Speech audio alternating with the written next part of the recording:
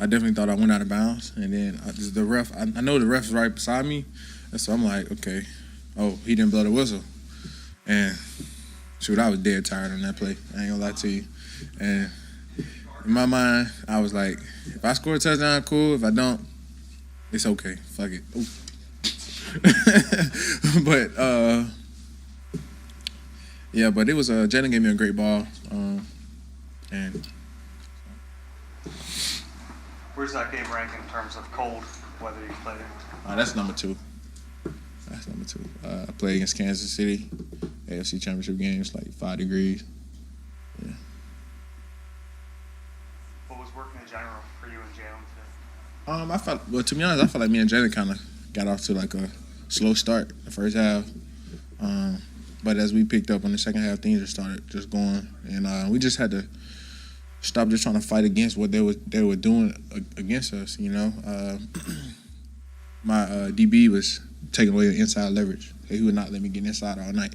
So it's like, hey, we got to start taking some shots and start taking advantage of what he's giving. You know, the wind was blowing really hard, so it made our job kind of difficult. You know, and we ended up hitting some big shots, you know, on the go balls and stuff like that. Really, when things were tough for you, Devontae was seeing a bunch of targets and catches. What's that like to know that even when you're not clicking, you have another receiver that can kind of carry that? I think it's good especially for like games down the road, you know, because it's gonna be tough. It's gonna be tough, and it's gonna take everybody. When just say like I'm not, playing my best at the time, and Devontae can pick up the slack, you know, and vice versa. You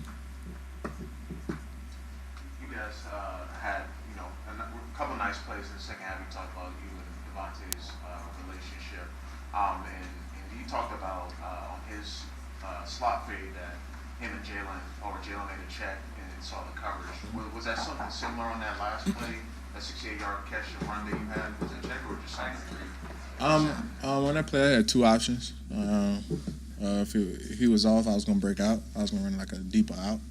He pressed and I converted it. Sloppy game offensively at times with the turnovers, but the fact that you guys still had 420 yards of offense. How do you reconcile those things? What do you think about the overall offensive play? I think that in a game like that, I think you just, most importantly, we got to protect the ball. That's most importantly. But I think in a game like that, it's just all over the place. You just got to try to find a way. And I think good teams do that.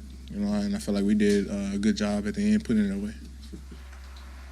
Jalen keeps getting up from getting hit, taking those shots. Can that galvanize the team, inspire the guys in the season? Keep bouncing up. I mean, of course, you want to see guys like they take a big hit, you hop right back up. But I don't want to see my quarterback getting hit like that. He shouldn't have to pop back up like that. But he's a tough guy. He just shows like what type of player he is. So. As someone who's consistently assigned from the other team their top cornerback, what do you appreciate most about what Slay and Bradbury have been able to accomplish together so far this year? With those two, I think those two are playing really, really good. I saw it early on in camp, how they prepared and going against them, and it was tough days at camp, So it's not a surprise that they're having this season they're having. On the big play in the fourth quarter, what clicked on that play? He was just giving me the same leverage like all day. Like he was not letting me inside.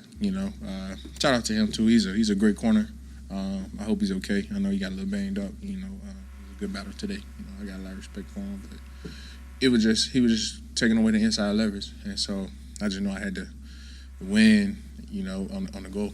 AJ, what is about Jalen with that deep ball on that particular? It seems like he has so much success dropping it in the pocket. What does that do for a receiver? He's throwing to a spot. And then it's our job to make room for him, and try not to get walled to the sideline. So I was already in the cut split, and it kind of made my job easier. It's a little harder, especially on the outside, because you got to save room for him. But he was throwing to a spot, I was able to run under it, make a good play for him. I heard guys in there saying it was a sloppy game, 3 turnovers, and you still have over 400+ yards offense. What does it say about this team that you're able to do that on a sloppy day? We got to clean up. We got to clean up. We got to protect the ball. We got to clean up the details. Most importantly, regardless of whatever we threw for or whatever, we can't do that. You know, we gotta clean that stuff up, because when it matters, it's gonna be hard. Stuff like that can't happen. You know, sometimes ain't no coming back from that. What did you notice about the way Jalen kind of reacts to, plays that don't go his way? Obviously he had the rough first half and everything. Like, what's he like in the huddle after something like that happens? On the same way you see him, he doesn't show no emotion. I said something to him. He was like, "I'm cool. Don't worry, I got it."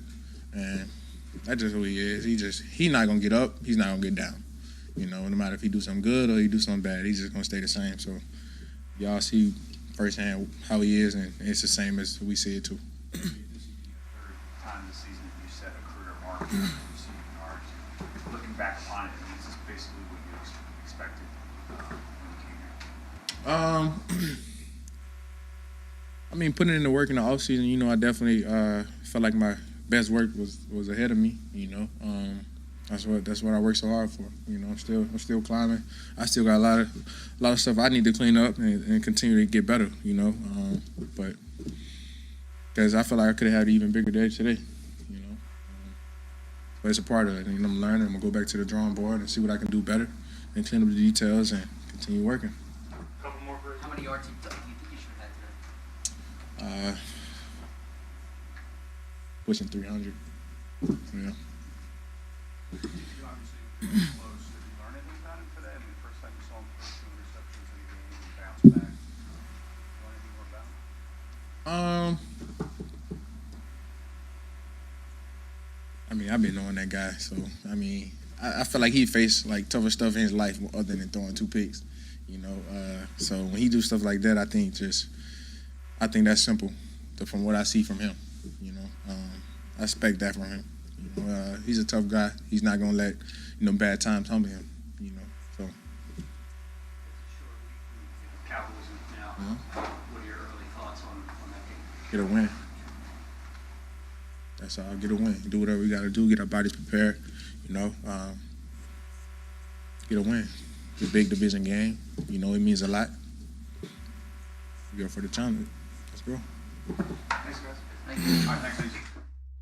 All right, for more A.J. Brown, he actually took the phone of one of our social media people in our social media department, and they put it out on all of social media platforms of him after the game walking off the field at Soldier Field. Let's see what he said. Just came down to Windy City. As you can see the fog. But we just got the dub, man. Fly Eagles fly, man. On to the next, man. A little bit of a different A.J. Brown than we just saw at the podium. But what I like about A.J. Brown at the podium is his humility. I mean, he was pushing 200 yards today. He's over 1,200 yards on the season. And his counterpart in Devontae Smith is also doing so well. But he can stand up there and say, there's more to do. There's more to work on. He always has such great words and advice for Jalen Hurts, too, which I think is important for the relationship. Oh, no doubt about it. And they have a great relationship off the field. That's what's great about having A.J. Brown here.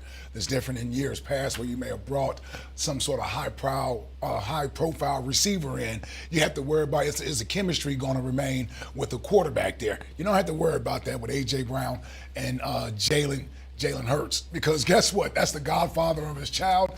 And so those two are like brothers. And if there's ever a bad day, they'll be able to converse and talk with each other and be able to talk it out. That was probably the biggest thing I was excited about when they traded for A.J. Brown, because you knew the relationship that he and Jalen had is that I don't have to worry about somebody coming in the locker room trying to steal the shine or wanting to be an individual player. Jalen Hurts, I love this saying that he has about he is the thermostat, so he sets the temperature. Nobody's getting out of line with Jalen Hurts as the leader of this team. Yeah, no question about it. I think when you just look at the dynamic between Jalen and AJ, Jalen and Devontae, Jalen and Dallas, then you factor in the run game. Again, that's what makes this offense so explosive, so efficient. Tough sledding early on in this game, some mistakes that are out of character, but they were able to fight through it, get through the adversity like AJ talked about there in that press conference, and come out on the other side. The friendship hit a bump on Friday, I heard, because A.J. Brown was not happy that he wasn't a recipient of one of the Louis Louis Vuitton bags that were going around the locker room. He said he had to calm himself down from that when he saw the big orange boxes coming into the locker room. AJ doesn't realize he has to give out Louis Vuitton bags.